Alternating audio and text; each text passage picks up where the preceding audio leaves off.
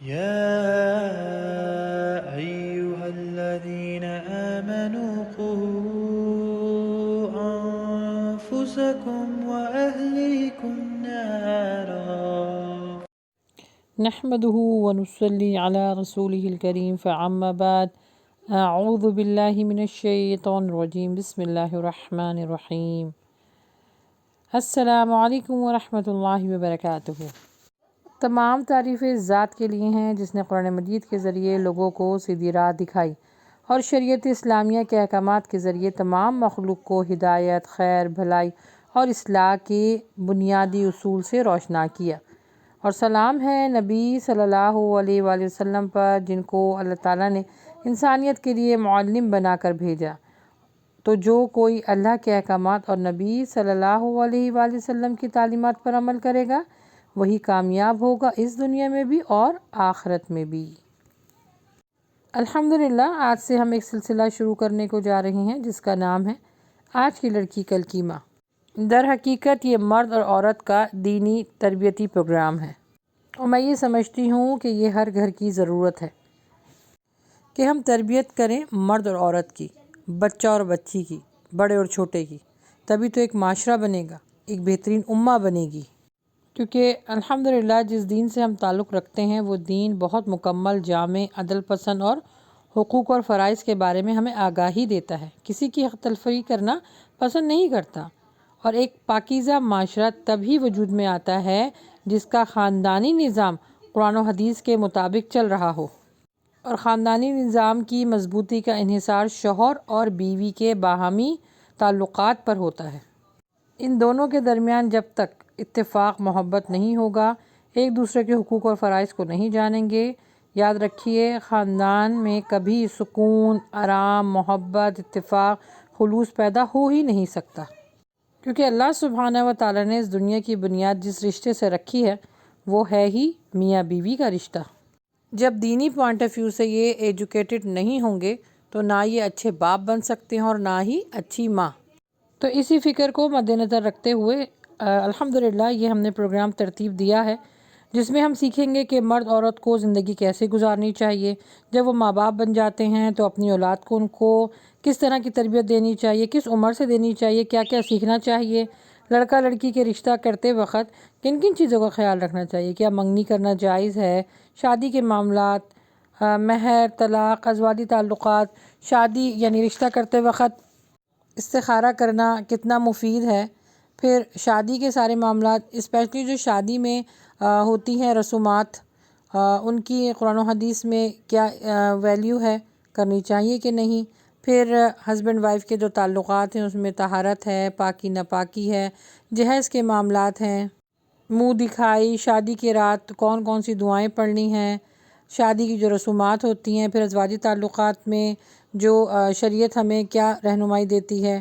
پھر یہ ہے کہ میاں بیوی جب بن جاتے ہیں تو پھر رشتہ داروں کے حقوق اور فرائض، پھر ایک دوسرے کے حقوق و فرائض، جیسے خاص طور پہ میاں بیوی کے حقوق اور فرائض کے بارے میں قرآن ہمیں کیا بتاتا ہے، پھر جب اولاد پیدا ہو جاتی ہے یا اور اسپیشلی جب عورت پریگننٹ ہوتی ہے تو میاں کو کس طرح خیال رکھنا چاہیے، ساتھ ہی ساتھ یہ بھی ان چیزوں کا بھی نالج کریں گے کہ جو گھریلو معاملات ہوتے ہیں نا، جیسے کہ شادی کے بعد جو رشتہ دار ہوتے ہیں جیسے کہ ساس، سسر، نند، سسرالی رشتے، یا شوہر کے لیے اس کے سسرالی رشتے جب وہ داماد بن جاتا ہے تو کن کن چیزوں کو اللہ کے نبی صلی اللہ علیہ وسلم نے فرمایا ہے کہ ان کو مد نظر رکھتے ہوئے ان رشتوں کو نبھاؤ۔ اور جیسے میں نے بتایا کہ سب سے اہم اولاد کی تربیت کا جو مرحلہ ہے نا، انشاءاللہ وہ سب ہم قرآن و حدیث کی روشنی میں آپ کو بتائیں گے، کیونکہ یہی اولاد ہمارے لیے صدقہ جاریہ بنے گی۔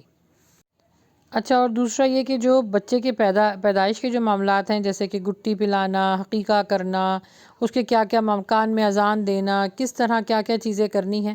یعنی آپ جو چیز سوچ سکتی ہیں نا اپنی زندگی میں کہ اس کے لیے ہمیں قرآن حدیث کیا بتاتا ہے، انشاءاللہ وہ سارے ٹاپک کو ہم یہاں پہ کور کریں گے۔ اگر ہم اپنے بچوں کی تربیت اور خود کی بھی تربیت قرآن و حدیث کی روشنی میں کریں گے تبھی تو آج کی لڑکی کل کی اچھی ماں بنے گی، دیندار ماں بنے گی۔ اسی طرح صرف لڑکیوں کی نہیں تربیت کرنی، لڑکوں کی بھی تربیت کرنی، اس سیشن کے ذریعے ہم بچوں کی بھی تربیت کریں گے، مردوں کی بھی تربیت کریں گے، تبھی تو آج کا لڑکا کل کا اچھا سربراہ ہوگا، کیونکہ اللہ سبحانہ تعالیٰ نے اس کو قوام بنایا ہے،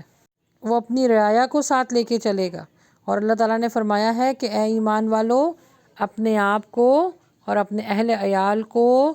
جہنم کی آگ سے بچاؤ۔ دیکھیے اس جو گروپ کہہ لیجئے، سیشن کو کہہ لیجئے، اس کا یہی ٹاپک ہے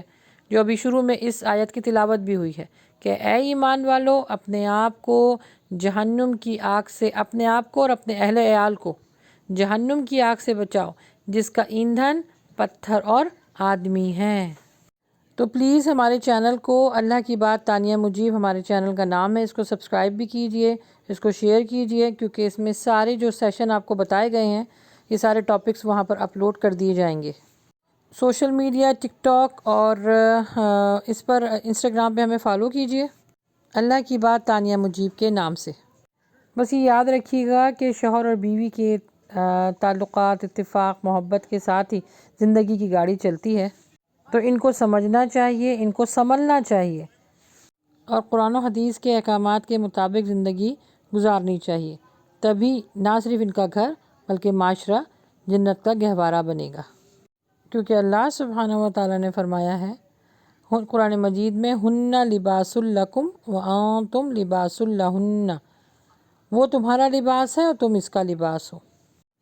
یہ اتنی پیاری آیت ہے، اگر سمجھ میں آ جائے تو زندگی کے سارے معاملات درست ہو جائیں، خاص طور پہ جو میاں بیوی کے معاملات ہوتے ہیں۔ ایک دوسرے کو لباس کہا گیا ہے، تو لباس ایک دوسرے کو سکون پہنچاتا ہے، اس کی عزت رکھتا ہے، اس کی عیب پوشی کرتا ہے اور اس کو ہر قسم کے موسم کے اثرات سے بچاتا ہے۔ اسی چیز کو ذہن میں رکھتے ہوئے اپنی زندگی گزاریں، انشاءاللہ بہت فائدہ ہوگا۔ انشاءاللہ نیکسٹ لیکچر ہوگا ہمارا کہ مرد اور عورت کو اللہ سبحانہ و تعالیٰ نے کیوں پیدا کیا ہے، اس کو دیکھنا نہ بھولیے گا اور اس کو شیئر بھی کیجیے۔ دعا یہی ہے کہ اللہ سبحانہ و تعالیٰ ہمیں نیک عمل کرنے کی توفیق عطا فرمائے، آمین۔